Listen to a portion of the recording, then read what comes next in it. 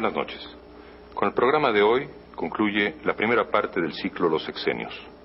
El de Gustavo Díaz Ordaz marca el punto de quiebre en el ascenso del sistema político mexicano.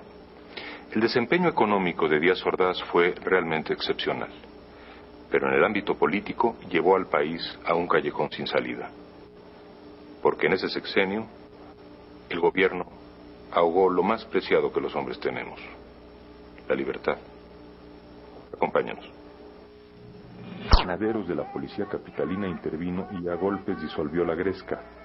Luego invadió las instalaciones de la Vocacional 2 y golpearon a los alumnos.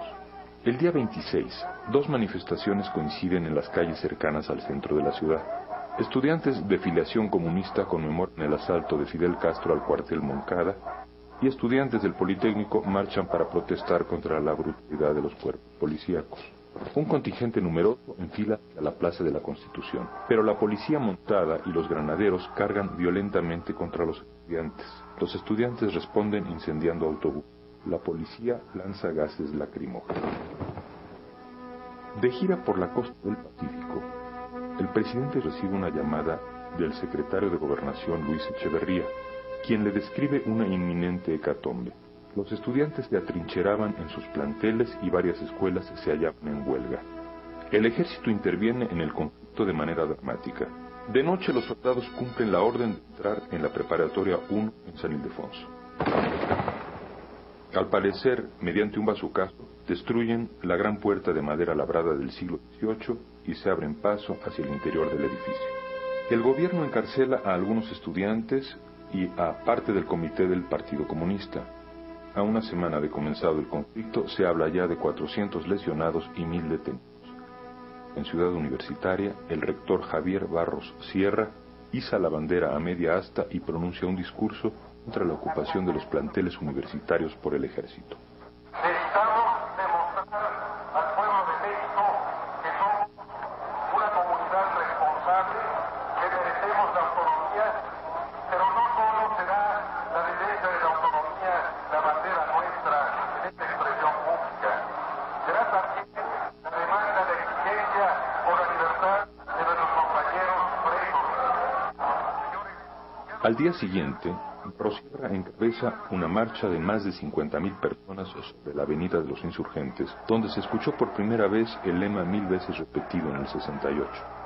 Únete, pueblo. Las familias aplaudían a los estudiantes y al valeroso rector que los encabezaba. Al poco tiempo surgió la frase perfecta para designar lo que ocurría: ganar la calle. En los primeros días de agosto se constituyó el Consejo Nacional de Huelga con representantes de casi todas las escuelas de educación superior de la capital y buena parte del país. Poco después nació la coalición de maestros, entre cuyos líderes destacaba Alberto Castillo. El día 4, el PNH publicó un pliego petitorio de 6 puntos en el que demandaba, entre otras cosas, el cese de los jefes policíacos y la desaparición de los cuerpos represivos, la libertad a los presos políticos y la derogación de los artículos 145 y 145 bis del Código Penal, que se refieren a los delitos de disolución social. Que vivan los estudiantes, jardín de las alegrías, son aves que no se asustan de animal ni policía, y no le asustan las balas ni el ladrar de la jauría. Caramba y zamba la costa, que viva la astronomía. El artículo 145 bis señala cuáles son los delitos de carácter político. Si se deroga, como se está solicitando, ningún delito tendrá carácter político. ¿Es eso lo que se demanda? Las demandas, las exigencias planteadas al gobierno eran demandas políticas generales que eran, surgían del sentir de toda la población. El Consejo Nacional de Huelga llegó a tener cerca de 250 representantes de las escuelas y facultades. Había gente del PRI, gente democrática, gente que pensaba que el PRI debía tener otros fines. Había católicos, cristianos de todas las religiones, y demás. Los líderes realizaban asambleas continuas con sus bases y llevaban las propuestas a las asambleas generales.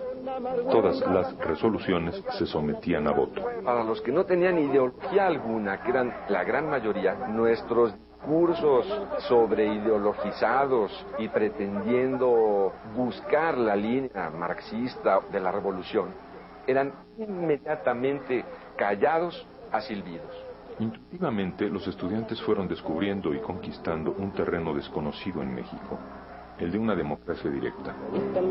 Había la palabra mágica que era concretito. No, que Lenin, que Trotsky, no, concretito, con el mitin de mañana. Las brigadas fueron el nervio del movimiento. Su función era recolectar dinero, además de ir a explicarle al pueblo a dónde, pues en los mercados, en los cafés, en las cantinas, en los edificios burocráticos, donde se pudiera.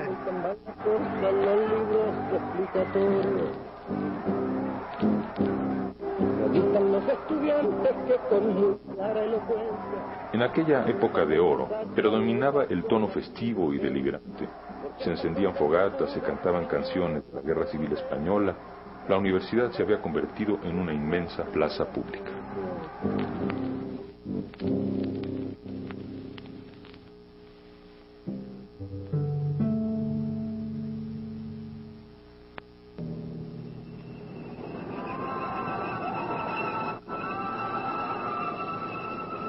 El 22 de agosto, los diarios de la capital informaban sobre la entrada del ejército ruso al territorio checoslovaco.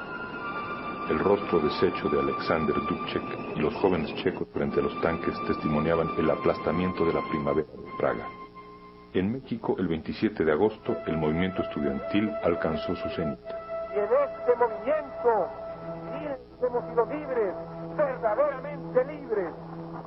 Una imponente manifestación llegó al Zócalo. En esa ocasión los gritos fueron distintos. No queremos olimpiadas, queremos revolución.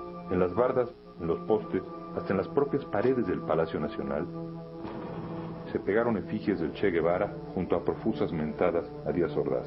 Alguien pintó la ecuación GDO igual a DOG.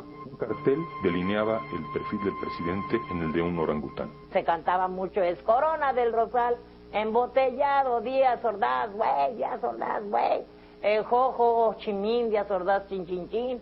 Bueno, una serie de consignas cantadas que implicaban ciertas majaderías, ¿verdad?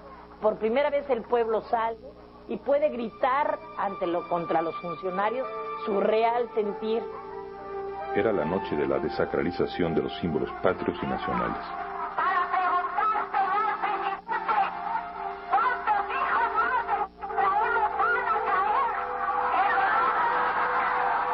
Agarra a Sócrates Armado Campos Lemos y toma el micrófono y le dice, ¿verdad, compañeros, que hemos triunfado? Sí. ¿Y verdad que nos vamos a quedar aquí para esperar la respuesta el 1 de septiembre? Pues la gente eufórica. Sí.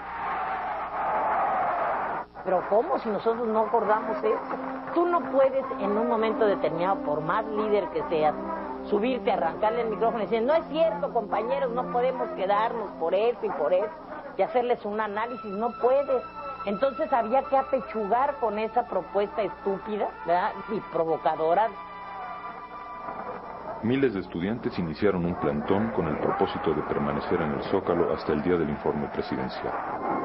En la madrugada del 28 de agosto, mediante un operativo relámpago que incluyó tanquetas, el ejército desalojó violentamente a los 3.000 manifestantes que hacían guardia frente al Palacio Nacional.